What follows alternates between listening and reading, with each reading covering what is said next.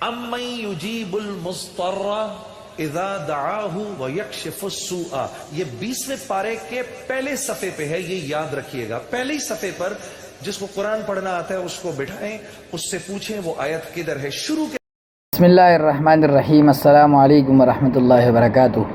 دوستوں، میں امید کرتا ہوں آپ تمام احباب بخیر و عافیت ہوں گے۔ میری دعا ہے کہ اللہ رب العزت آپ تمام حضرات کو دین و دنیا کی تمام بھلائیاں نصیب فرمائے، آمین۔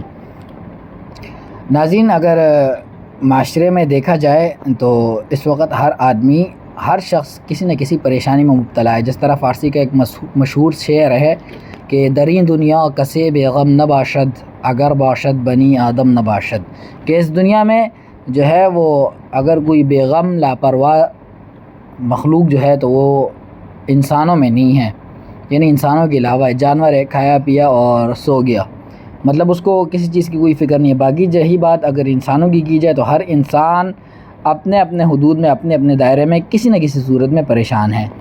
اور اب بات آ جاتی ہے جب پریشانی یا مصیبت کے حل کرنے کی، تو اس میں جو ہے عموماً انسان کا جانی تعاون بھی لگتا ہے، مالی تعاون بھی لگتا ہے اپنی پریشانی کو دور کرنے کے لیے، اور ہر بندہ اپنی پریشانی یا مصیبت کو دور کرنے کے لیے ہر ممکن کوشش کرتا ہے، اور کسی بھی قسم کی قربانی سے جو ہے وہ دریغ نہیں کرتا اپنے سر سے پریشانی، مصیبت و بلا ٹالنے کے لیے۔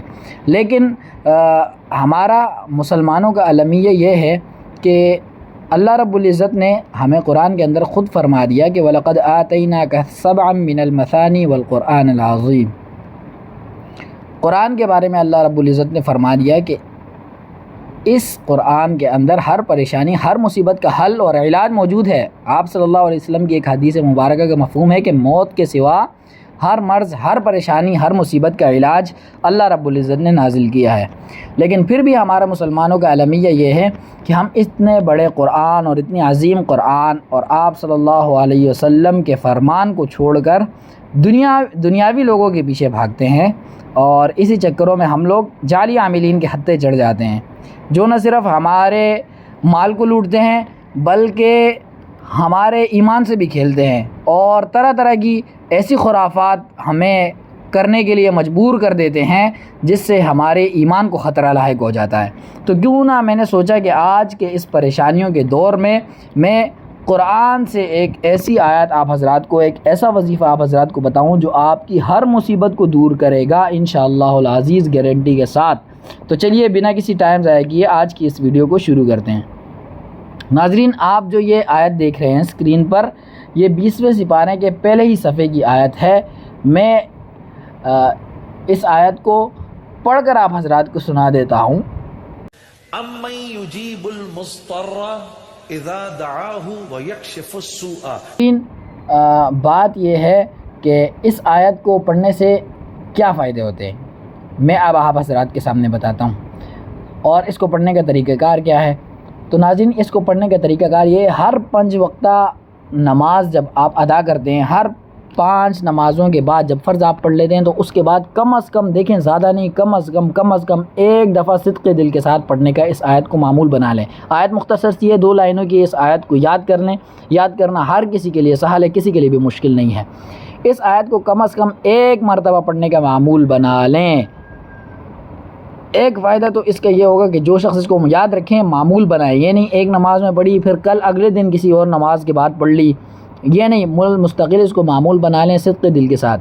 یقین کریں کہ یہ اتنی پاورفل آیت ہے، اس آیت کا اثر اتنا زوردار ہے کہ اگر خدا نخواستہ کسی شخص سے آج کل جس طرح حالات ہوئے ہیں، کوئی ظالم، کوئی لٹیرا آ جاتا ہے اور کوئی مال آپ سے چھیننے کی کوشش کرتے ہیں، اگر آپ اس وقت اس آیت کا فوراً ورد شروع کر دیں، اللہ کے حکم سے وہ بندہ اندھا ہو جائے گا اور آپ پر اس کی نظر ہی نہیں پڑے گی، آپ پر اس کی نظر ہی نہیں پڑے گی۔ اتنی ہی زبردست اس آیت کا جو ہے وہ اثر ہے۔ تو اس آیت کو روزانہ ہر نماز کے بعد ایک دفعہ کم از کم پڑھنے کا معمول بنا لیں، زیادہ سے زیادہ کی کوئی حد نہیں ہے، اور صدق دل کے ساتھ اللہ رب العزت سے اس پریشانی اور اس مصیبت کے ٹل جانے کی دعا کریں جو اللہ رب العزت نے آپ پر آزمائش، بطور آزمائش نازل کی ہوئی ہے، آپ کو اس میں مبتلا کیا ہوا ہے۔ اور دوسرا فائدہ اس آیت کا یہ ہے کہ اس آیت کو اگر پڑھنے کے بعد آپ جو بھی دعا مانگیں گے تو گارنٹی کے ساتھ انشاءاللہ العزیز اللہ رب العزت آپ کی وہ دعا کو قبول فرمائیں گے، آپ کی وہ دعا رد نہیں جائے گی، اگرچہ حکمتاً اللہ رب العزت کی ذات بہتر جانتی ہے کہ وہ ابھی قبول نہ ہو آپ کے لیے، کل قبول ہو جائے، پرسوں قبول ہو جائے، وہ اللہ رب العزت کی حکمت و منشا پر مبنی ہے، لیکن آپ کی دعا ضرور قبول ہوگی۔ دوسرا فائدہ اس کا یہ ہو گیا۔ تیسرا فائدہ اس کا یہ ہو گیا کہ جو شخص بھی اس آیت کو پڑھنے کا معمول بنا لے، اپنے اوراد میں شامل کر لے، اس کی اولاد کے اچھے اور نیک رشتے آئیں گے۔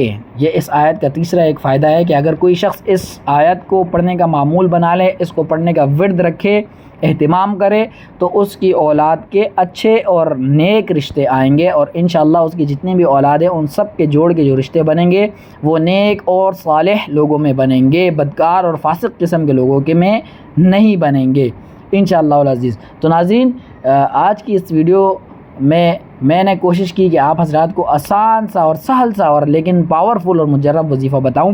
تو آج کی اس ویڈیو کے لیے اتنا ہی۔ اگر آپ کو ویڈیو پسند آئے تو اس ویڈیو کو زیادہ سے زیادہ شیئر کریں، چینل کو سبسکرائب کریں اور اس ویڈیو کو لائک کریں، اور کمنٹ سیکشن میں مجھے بتائیں کہ اگلا وظیفہ کس موضوع پر ہونا چاہیے۔